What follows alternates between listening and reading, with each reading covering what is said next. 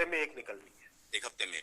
दूसरा सवाल ये है कि जब हम रोजगार की बात करते हैं तो रेलवे को लेकर लोगों की उम्मीद रहती है कि रोजगार आएंगे, और जब पिछला जनरल इलेक्शन था उससे पहले एक तरीके से अभी 1,54,000 लोगों का रोजगार कंप्लीट हुआ है। 1,54,000 1,54,000 लोगों का, 1.5 लाख लोगों का रोजगार अभी कंप्लीट हुआ है।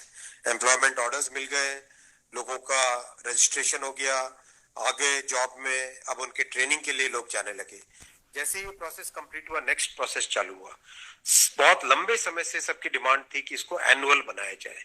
एनुअल इसलिए बनाया जाए, अगर 4-4, 5-5 साल के गैप में आता है तो कई लोगों की एज निकल जाती है उसमें से, राइट।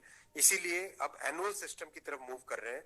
जनवरी में, अप्रैल में, जून में और अक्टूबर में, इन ये चार बड़े चंक है, एएलपी, टेक्निकल, नॉन टेक्निकल और ग्रुप लेवल 1, ये जो 4 बड़ी कैटेगरीज है, इन 4 बड़ी कैटेगरीज का साल में 4 हिस्से किए गए कि जनवरी में स्टार्ट करें एक जो एएलपी का, दूसरा टेक्निकल स्टार्ट करें अप्रैल में, नॉन टेक्निकल स्टार्ट करें जून में, और अक्टूबर में स्टार्ट करें लेवल 1, और ये साइकिल चलती रहे।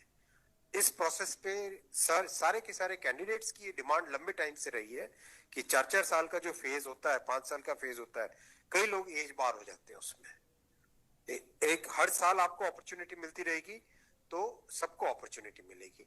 इस थिंकिंग के साथ आगे बढ़े, और इसी थिंकिंग और इसमें भी जितनी रिक्वायरमेंट थी उससे ज्यादा अभी नोटिफाई किया है। 1 साल के हिसाब से जो रिक्वायरमेंट है, 1 साल के हिसाब से, अगर जैसे लोको पायलट का मैटर है, कितने लोग रिटायर होते हैं उससे ज्यादा लिए हैं, राइट। टेक्नीशियन का है तो टेक्नीशियन का जो अप्रैल के आसपास, अप्रैल से पहले निकल आएगा, क्योंकि हम लोग वो मॉडल कोड ऑफ कंडक्ट को भी अवॉइड करना चाहते थे, वरना नॉर्मल प्रोसेस में अप्रैल में निकलता है टेक्नीशियन का, पर मॉडल कोड ऑफ कोड को अवॉइड करने के लिए पहले निकाला है।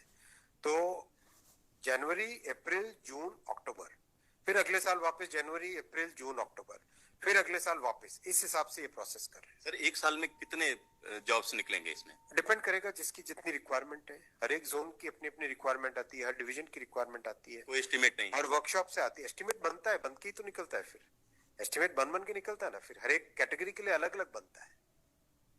अभी 1.5 लाख लोगों को जॉब दिया।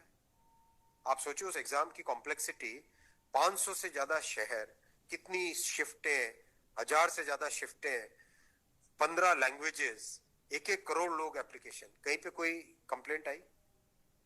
0 कंप्लेंट। कहीं पे कोई paper leak? 0 paper leak. Complete हुआ ना एकदम ट्रांसपेरेंटली। पार्लियामेंट में हमारी ऑपोजिशन के लोग, कांग्रेस के एक एमपी बोले कि आश्चर्यचकित है कि इतना बड़ा एग्जाम कैसे बिना कोई पेपर लीक के हो गया। तो एक उस चीज को भी तो देखो। Thank you sir.